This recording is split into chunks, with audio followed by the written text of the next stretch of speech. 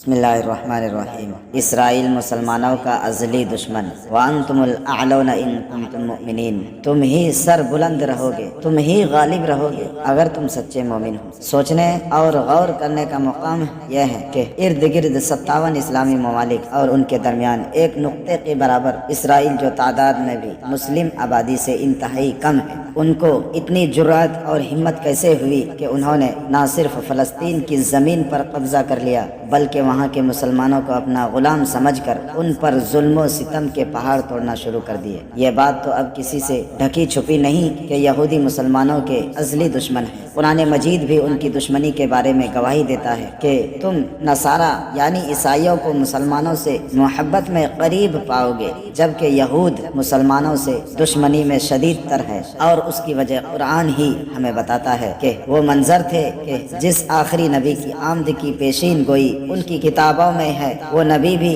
بالآخر نسل بنی اسرائیل ہی سے ہوگا۔ یہ ایک طرح سے ان کا تکبرانہ دعویٰ تھا، کیونکہ تقریباً تمام انبیاء بنی اسرائیل ہی میں مبعوث کیے گئے۔ اس لحاظ سے یہ اپنے آپ کو بہت متمدن، تہذیب یافتہ اور کلچرڈ قوم سمجھتے تھے اور بڑی بڑی باتیں اور دعوے کرتے تھے، مگر اللہ کے فیصلے بندوں کی مرضی اور پسند کے محتاج نہیں ہوا کرتے۔ اللہ نے انہیں پہلی امت مسلمہ بنایا، ان کو اپنی چہیتی قوم قرار دیا، ان کو ایک منصب، ایک عہدہ، ایک گراں قدر ذمہ داری عطا کی کہ تمہیں ہر چیز سے آزاد ہو کر بس ایک کام کرنا ہے کہ اللہ کا پیغام، اللہ کا دین بندوں تک پہنچانا ہے، اور اس بنا پر دنیا کی تمام قوموں پر ان کو فضیلت عطا فرمائی۔ مگر قرآن کہتا ہے ان سب کے باوجود انہوں نے جو کچھ کیا وہ آپ اپنے ہی اوپر ظلم کیا، اور اللہ نے بار بار انہیں معاف کیا، مگر یہ اپنی شر انگیزوں سے باز نہ آئے۔ ان کی بدعمالیوں اور شر انگیزیوں کی بنا پر بالآخر وہ منصب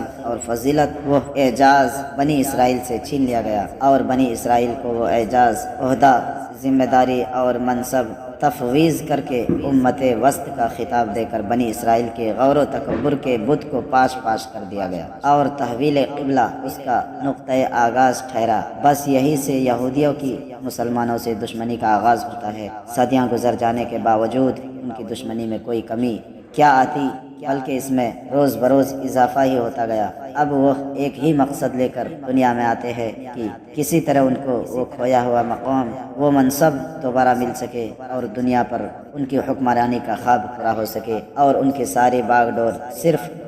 صرف اسی ایک مقصد کے لیے ہے۔ اور ایسا اس لیے ہوا کہ مسلمان اپنا مقصد حیات، فریضہ اقامت دین بھول بیٹھے اور ترک کر بیٹھے، اور اپنے دین کو صرف دعوت و تبلیغ تک محدود کر دیا، اور اللہ کے قوانین کے مطابق مضبوط اسلامی ریاستیں بنانے کی طرف توجہ ہی نہ کی، جس کا خمیازہ آج پوری امت مسلمہ بھگت رہی ہے۔ پوری امت کی معیشت پر ان کا قبضہ ہے، میڈیا پر ان کا قبضہ ہے، مسلم ریاستوں کی اندرونی اور بیرونی پالیسی ان کے عمل دخل کے بغیر نہیں بن سکتی، حتیٰ کہ تہذیب و تمدن، رسوم و رواج، رہن سہن اور لباس تک کی غلامی مسلمانوں نے اختیار کر رکھی ہے۔ گویا مسلمانوں کے دو خدا ہو گئے، ایک وہ جس کے سامنے سجدے اور عبادت کے ظاہری افعال بجا لاتے ہیں، اور ایک خدا وہ جس کے احکامات و قوانین کی پابندی کرتے ہیں، نعوذ باللہ۔ اور یہ شرک فی الحاکمیت ہی شرک کی بدترین قسم ہے، جس میں بحیثیت مجموعی پوری امت مسلمہ غرق ہے اور اس کو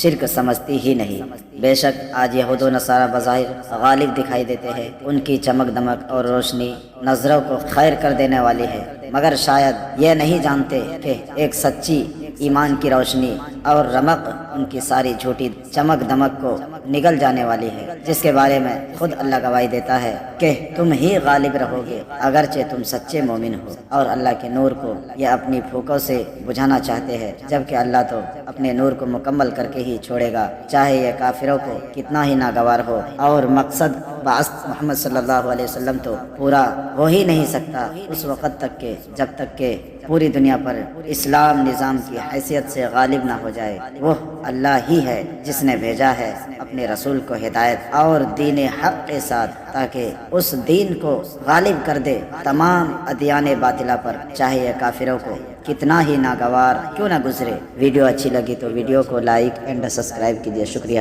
جزاک اللہ۔